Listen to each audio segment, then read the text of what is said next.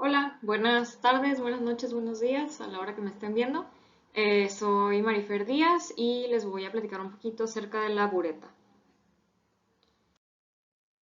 Bueno, lo que vamos a abarcar en esta pequeña exposición es un poco de información general acerca de la bureta, su funcionamiento y para qué se utiliza.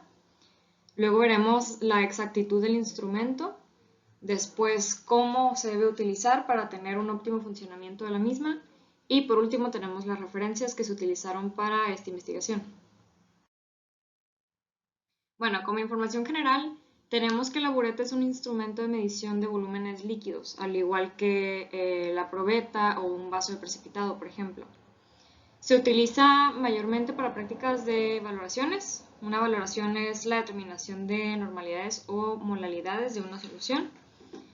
Y una herramienta que tiene este instrumento es que tiene una llave para el control del flujo del líquido.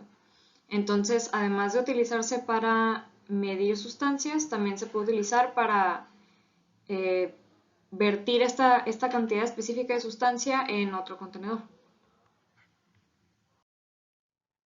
En esta siguiente diapositiva podemos observar una imagen de una bureta. Como podemos ver, está graduada, es decir, tiene unas pequeñas líneas a lo largo de todo el instrumento donde dice qué cantidad, qué volumen de líquido es el que estamos observando. Aquí en la flecha naranja que se observa vemos la pequeña llave que les mencionaba con anterioridad.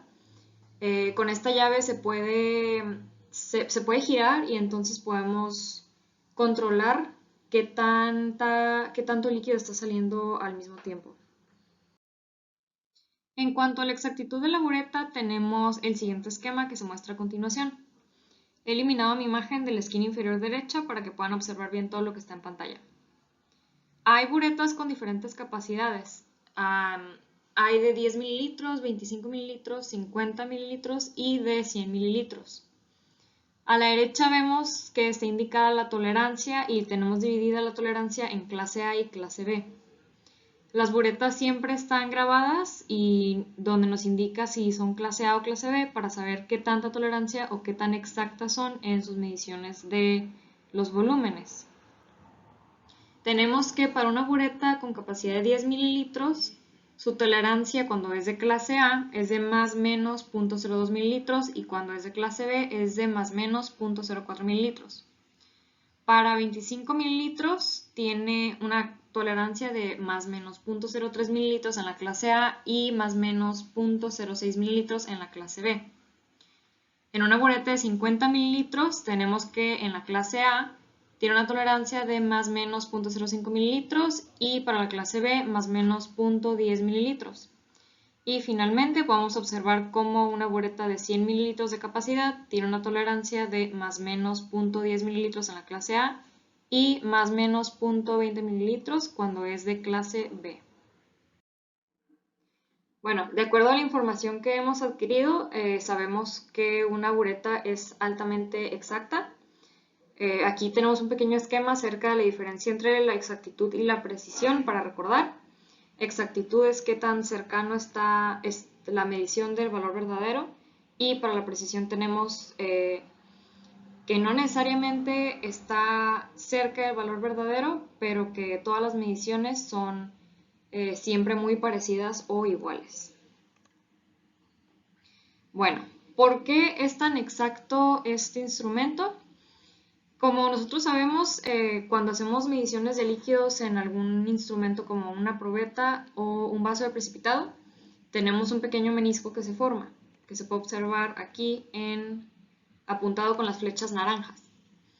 Bueno, pues cuando utilizamos un vaso de precipitado o una probeta, lo que sucede es que el diámetro es más grande y por lo tanto el menisco también es más grande. Entonces, es más fácil que haya error en cuanto a la medición de este líquido. Y para la bureta tenemos un diámetro muy pequeño, aproximadamente de 1 centímetro, cuando mucho.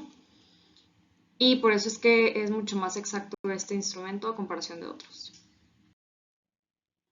Ahora, para que la bureta se utilice y sea exacta como debe ser, tiene que utilizarse de una cierta manera. Las recomendaciones son las siguientes. Se tiene que hacer uso de un soporte universal, como se muestra en la imagen a continuación. Aquí podemos ver cómo la bureta está sostenida de esta vara de la izquierda. Se tiene que enjuagar la bureta con la solución a analizar o utilizar. Esto con el propósito de que cuando se esté midiendo no haya alguna contaminación de algún otro líquido y que se esté midiendo mal el volumen que queremos. Y finalmente, eliminar las burbujas de aire. Esto se puede lograr abriendo un poco la llave que tenemos en la parte de abajo de la bureta para liberar las burbujas que queden ahí abajo.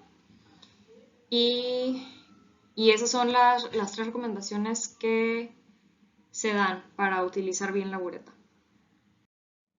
Bueno, eso es todo por mi parte con mi presentación acerca de la bureta. Les dejo aquí las referencias que utilicé para la investigación y muchas gracias por haberme escuchado.